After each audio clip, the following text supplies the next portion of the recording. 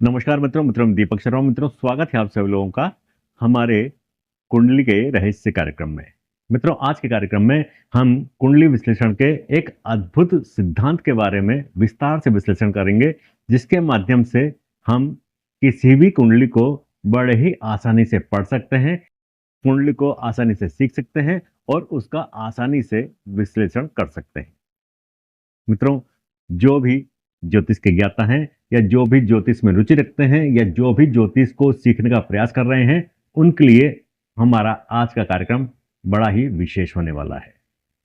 तो चलिए मित्रों, चलते हैं और वह क्या विशेष सिद्धांत हैं जिनके द्वारा हम कुंडली का आसानी से विश्लेषण कर सकते हैं, यह जानने का प्रयास करते हैं। मित्रों, जब भी हम कुंडली देखते हैं तो हमारे सामने 12 भाव नजर आते हैं।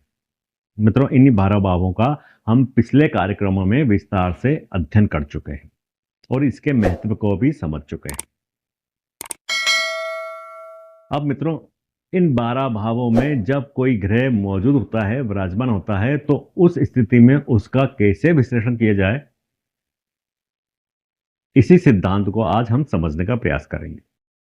अधिकांश रूप से हमने देखा कि अधिकांश ज्योतिषी इस भाव में, किसी भी भाव में जो ग्रह मौजूद होते हैं, उसी के अनुसार उसका विश्लेषण कर देते हैं। लेकिन मित्रों, इसके अलावा और भी कई बातों का ध्यान रखा जाना चाहिए, तभी हमें शुद्ध परिणाम प्राप्त होते हैं। मित्रों, जब भी किसी भाव में कोई ग्रह मौजूद होता है तो वह उस भाव का प्रतिनिधित्व करता है और उस भाव पर नियंत्रण रखता है। यह बात हमें समझ लेनी चाहिए और उसी के अनुसार उसका विश्लेषण करना चाहिए। अब जैसे मान लीजिए लग्नेश सप्तम भाव में विराजमान है, तो लग्नेश सप्तम भाव में विराजमान है, तो अब सप्तम भाव का हम विश्लेषण कैसे करेंगे? हमें इसी बात को ध्यान रखना है और इसी बात पर हमें विशेष रूप से ध्यान देना है कि सप्तम भाव में लग्नेश विराजमान है, तो सप्तम भाव पर पूरा नियंत्रण लग्नेश का हुआ। सप्तम भाव के मालिक लग्नेश हैं। अब सप्तम भाव क्या है? विवाह का भाव, मैरिज हाउस। तो यहां पर विवाह से संबंधित जो भी निर्णय लेने हैं या जो भी अधिकार हैं, वह लग्नेश के होंगे। लग्नेश कौन है? लग्नेश हम स्वयं हैं। तो जब भी विवाह की बात चलेगी या विवाह के लिए संबंध देखे जाएंगे, तो उसमें हमारा नियंत्रण होगा। या मेरी कुंडली की बात चल रही है तो उसमें मेरा नियंत्रण होगा। और व्यक्तिगत रूप से भी जब हम देखेंगे तो यही देखेंगे, व्यवहार में यही देखेंगे कि उस पूरी स्थिति में पूरा नियंत्रण मेरा रहेगा, क्योंकि लग्नेश मैं हूं। लग्नेश सप्तम भाव में विराजमान है, इसका मतलब सप्तम भाव पर पूरा नियंत्रण लग्नेश का हुआ। इसी तरह से मित्रों, दूसरे भावों को भी हम देख सकते हैं। मान लीजिए पंचम भाव है और पंचम भाव में लग्नेश विराजमान है, तो यहां पर पंचम भाव पर नियंत्रण किसका हुआ? लग्नेश का हुआ। लग्नेश ही पंचम भाव के अब स्वामी होंगे और उसी के अनुसार हमें इसका पंचम भाव का विश्लेषण करना होगा। पंचम भाव संतान का भाव है, शिक्षा का भाव है, इंटेलिजेंसी का भाव है, बुद्धि का भाव है। तो इन सब पे जो अधिकार होगा वह मेरा स्वयं का होगा। यह चीज हमें विशेष रूप से विश्लेषण करते समय या कुंडली देखते समय ध्यान देनी है कि जिस भाव में जो ग्रह है वह किसका स्वामी है,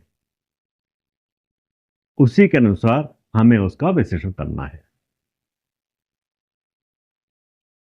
हमने सप्तम भाव की बात की, तो सप्तम भाव में ग्रह होने के का मतलब यह नहीं है कि सप्तम भाव का हमें विश्लेषण करना है।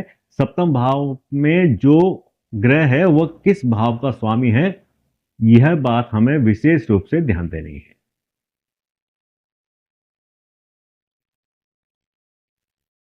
अब मान लीजिए पंचम भाव में धनेश विराजमान है, या पंचम भाव में नवमेश विराजमान है। पंचम भाव के जो स्वामी है, ये पंचम भाव में जो ग्रह बैठे हैं वह नवम भाव के स्वामी है। तो अब पंचम भाव के स्वामी कौन हुए? नवमेश। नवम भाव के स्वामी पंचम भाव में विराजमान है, तो पंचम भाव पर जो अधिकार हुआ वह नवमेश का हुआ। तो अब नवमेश का अधिकार हुआ तो उसी के अनुरूप हम इसका विश्लेषण करेंगे। नवमेश यानी गुरु, गुरु का प्रभाव आया। अब गुरु के प्रभाव के अनुसार ही उस भाव का विश्लेषण होगा, यानी पंचम भाव को पूरा नियंत्रण में गुरु ने ले रखा है और गुरु के अनुसार ही गुरु जैसा चाहते हैं वैसा ही उस भाव का फल होगा। इसी प्रकार से हमें प्रत्येक भाव का विश्लेषण करना है। प्रत्येक भाव में जो ग्रह विराजमान है वह किस भाव का भावपति है, यह हमें विशेष रूप से ध्यान देना है और हर भाव के बारे में उसी के अनुसार हमें विश्लेषण करना है। अब मित्रों, एक सवाल यह उठता है कि मान लीजिए किसी भाव में दो ग्रह हैं, तो उसका विश्लेषण हम कैसे करेंगे? अभी तक जो हमने बात कही वह केवल एक ग्रह के बारे में थी। अब मान लीजिए किसी भाव में दो ग्रह विराजमान है, तो उसका विश्लेषण हम कैसे करेंगे? मित्रों, उस स्थिति में हम यह देखेंगे कि दोनों जो ग्रह विराजमान है, मान लीजिए दो ग्रह विराजमान है या तीन ग्रह विराजमान है, तो उन ग्रहों में सबसे ताकतवर ग्रह कौन सा है? अंशबल से भी देखेंगे किसका अंशबल अधिक है। मान लीजिए कोई अस्त ग्रह अस्त है तो उसके बारे में बात करना कोई जरूरी नहीं है, और मान लीजिए किसी के अंशबल ही बिल्कुल कम है, वह मृत है, तो उस स्थिति में भी वह कमजोर हुआ। जिसका अंशबल अधिक है उसी का उस भाव पर आधिपत्य रहेगा और उसी के अनुसार हम उसका फलादेश करेंगे। दूसरे ग्रहों की युति मान्य है, लेकिन उस स्थिति में दो या तीन जो भी ग्रह हैं उनका बल देखा जाएगा, किसका बल अधिक है, उसी के अनुरूप उसका विश्लेषण यहां पर किया जाएगा। तो मित्रों, सबसे पहले हम कुंडली में ग्रहों की स्थिति देखेंगे, कौन सा ग्रह किस भाव में विराजमान है और किस ग्रह का किस भाव का भावेश है, उसी के अनुसार इसका विश्लेषण आगे किया जाएगा। तो मित्रों, यह मूल सिद्धांत है। इस सिद्धांत को ध्यान में रखते हुए हमें कुंडली का विश्लेषण करना है, तभी पूर्ण रूप से शुद्ध परिणाम हमें प्राप्त होंगे।